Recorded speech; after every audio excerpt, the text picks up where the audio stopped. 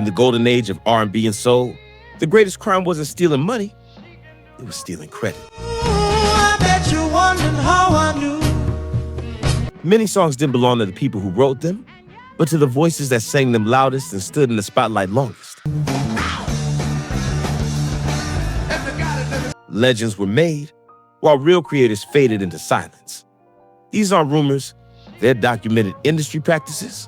Tonight, we open the vault on 15 R&B classics and the uncomfortable truth behind who really owned them. This is R&B Vault.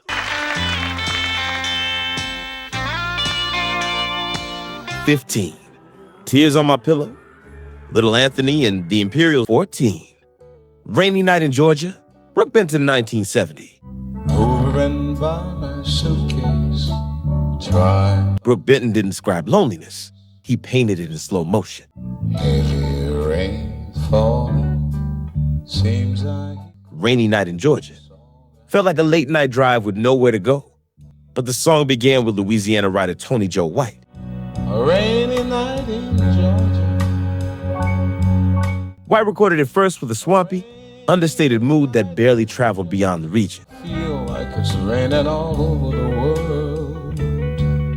Then Benton stepped in, wrapped it in lush production, and suddenly the world heard it as a soul standard. Distant morning of the train seems to play us. White earned credit and royalties, yet history kept repeating one phrase, made famous by Brooke Benton. But it's a rainy night in Georgia.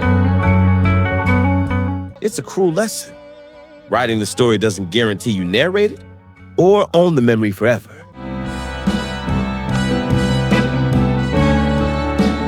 13. Under the Boardwalk, The Drifters, 1964. Under the boardwalk. Under the Boardwalk sounds like summer bottled into 3 minutes, but the business behind it was colder. On a blanket with my baby's where I. Songwriters Artie Resnick and Kenny Young crafted it for the Drifters. Yet by 1964, the group was less a band and more a brand. Boardwalk. People walking about. Under the boardwalk. The name had been bought and controlled, and new singers were hired to keep the machine running. So the men on the record delivered magic under a label they didn't own. Under the boardwalk. While earlier members watched their identity drift away. Resnick and Young got the publishing, the brand got the spotlight, and the real people behind the Drifters blurred in the paperwork. Under the boardwalk. 12. Rescue Me, Fontella Bass, 1965.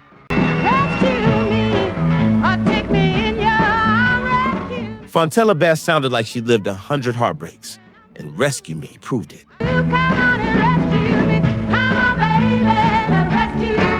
Officially, the writers were Carl Smith and Raynard Minor, but Bass argued she helped shape the song in the studio. Melodies, phrases, the feel that made it urgent.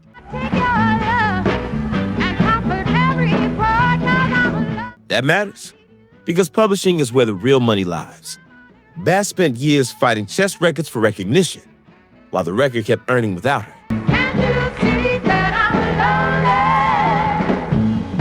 The credits stayed frozen, and her side of the story got buried in legal files instead of liner notes.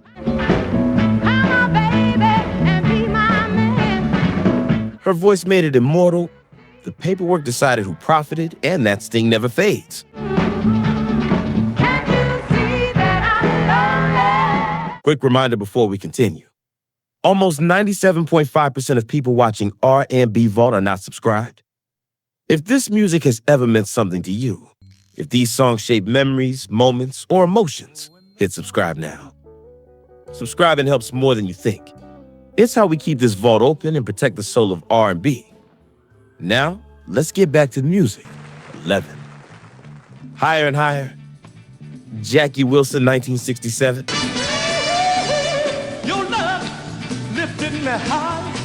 Jackie Wilson didn't just sing higher and higher, he soared until the ceiling cracked.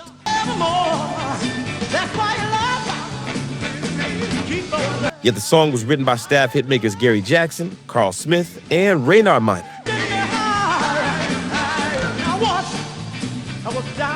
Professionals who built rockets for whoever the label chose to launch. Wilson's performance was so electric that the public welded the record to his identity.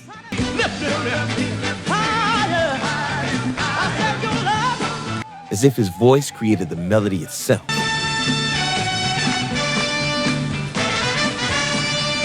Later, when he collapsed on stage and his life turned tragic, the song kept climbing on radios worldwide. Obituaries called it his signature.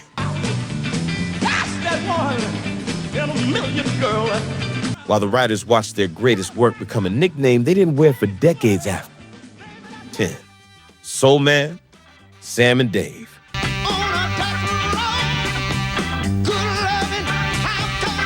Soulman wasn't just a hit, it was a statement with a backbeat.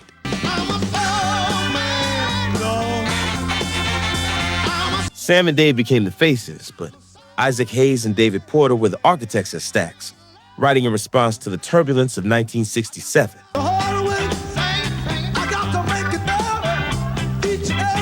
They shaped the melody, the lyric, even the attitude, the craft that turns a groove into culture.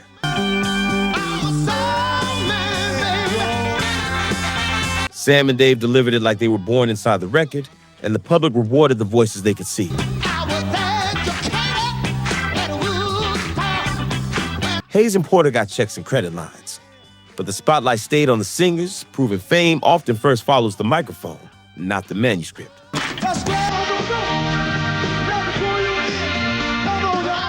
9. When a man loves a woman, Percy Sledge.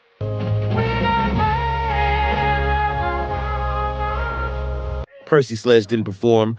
When a man loves a woman, he bled into it.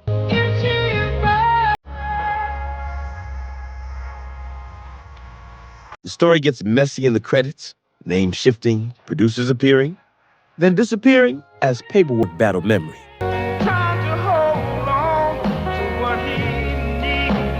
Sledge said the core came from real heartbreak, while collaborators helped shape the arrangement in the room.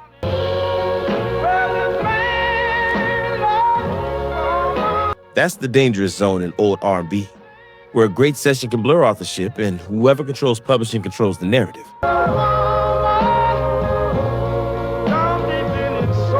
Years of disputes followed, but audiences never argued. They believed the voice. In the end, the song became Percy's property in the public mind, even when the legal truth stayed complicated forever.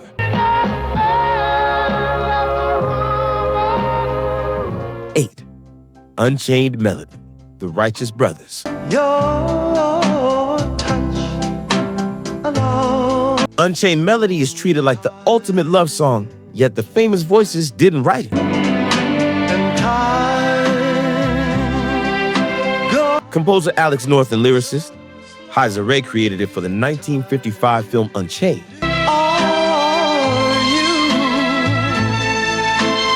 And the first recording came from Todd Duncan, a black opera singer whose version barely surfaced.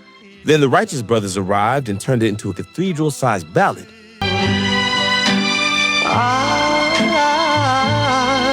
So definitive, it erased the earlier footsteps. North and Zarette earned fortunes as covers multiplied.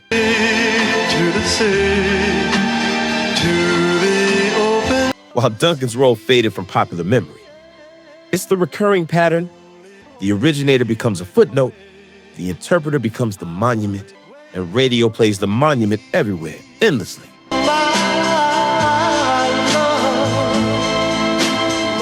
7. I Heard It Through the Grapevine, Marvin Gaye, 1968.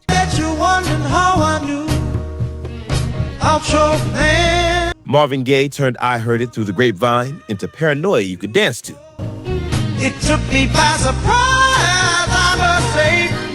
Norman Whitfield and Bear Strong wrote it, and Gladys Knight and the Pips had already scored with it first. Would you be mine? Motown Politics delayed Marvin's darker, longer take. When it finally dropped, it didn't just win, it rewrote the public's memory of the song. These tears I can't hold inside, losing you. That's the power of a definitive performance. It can make earlier versions feel like rough drafts.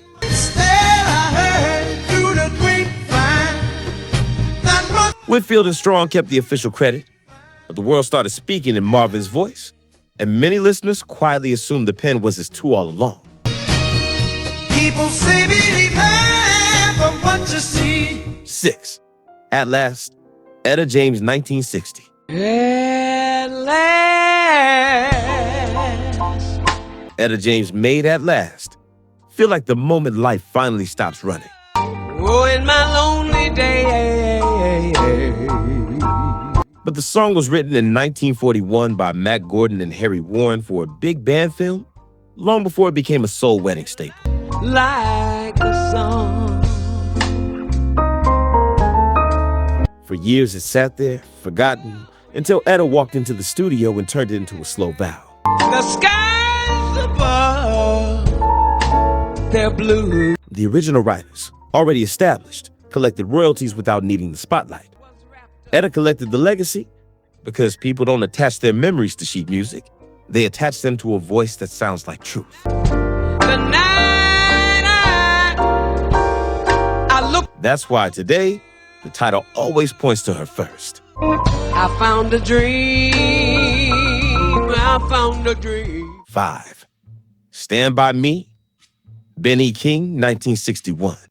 Is the only light we'll see. Benny King's Stand By Me sounds like an original promise, but its roots run deeper than credits. Stand by me. Oh, stand. The melody leans on a gospel hymn, often linked to Stand By Me, Father, sung in black churches and passed hand to hand. Or the mountain should crumble.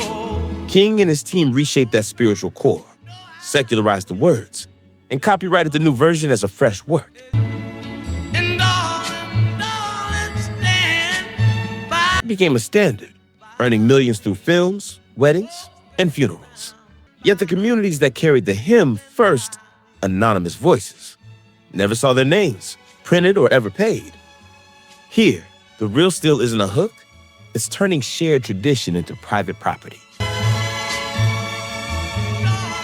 Darling, stand. 4. Respect Aretha Franklin, 1967. Aretha Franklin didn't simply cover Respect, she recoded it into a movement.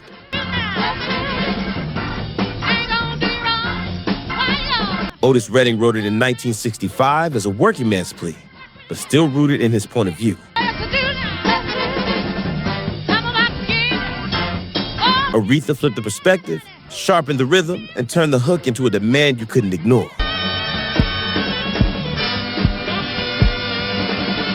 That transformation is why her version became the version, and Redding's became the origin story many don't play first.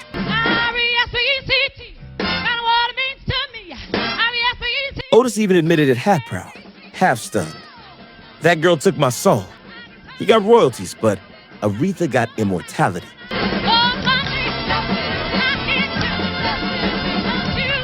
And the world learned the difference between writing a record and owning its meaning for generations. 3.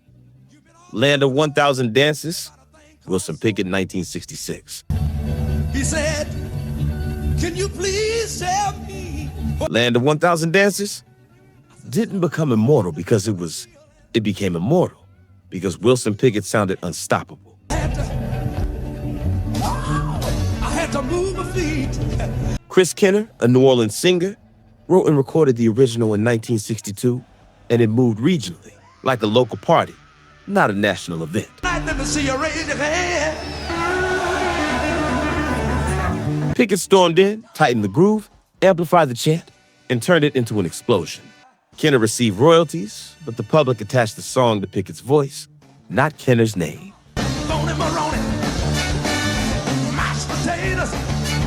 While Pickett toured as a superstar, Kenner's life unraveled and he died in 1976 without the fame his melody generated. Same song, different outcomes. That's the industry's trick. 2. Everybody Needs Somebody to Love, Solomon Burke, 1964. Solomon Burke sang like a preacher, and Everybody Needs Somebody to Love became his pulpit.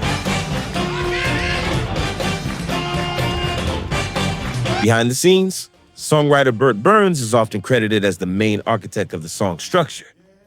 Jerry Wexler was a producer and executive, but names on paper can harden into truth once pressed to vinyl. Burke likely added phrasing and ad-libs, the spark, but the framework was already built. If you need me, darling, call my number. After the Rolling Stones covered it, Burke's association only grew, while Burns never gained the same public ownership. In R&B, credit could be shared, but legacy rarely was. That imbalance is why these stories still sting. 1.